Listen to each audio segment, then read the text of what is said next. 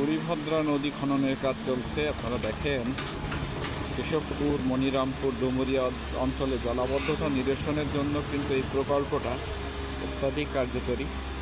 এটা হচ্ছে বুড়িভদ্রা নদী।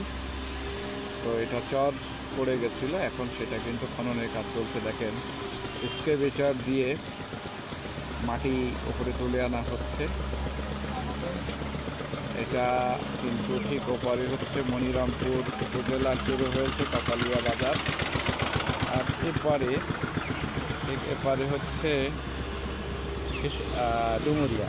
এই যে তো এই অংশটা মোটামুটি খনন কাজ করেছে কিছু অংশ।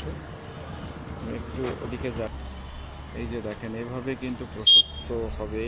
আর এপারে ঠিক সেই কাপালিয়া বাজার, এবারে ডুমুরিয়া উপজেলা, মনিরামপুর আর ডুমুরিয়া উপজেলা সীমান্তবর্তী নদী, যশোর খুলনা জেলা সীমান্তবর্তী। এই যে ব্রিজটার উপরে ঠিক দাঁড়িয়ে আছি।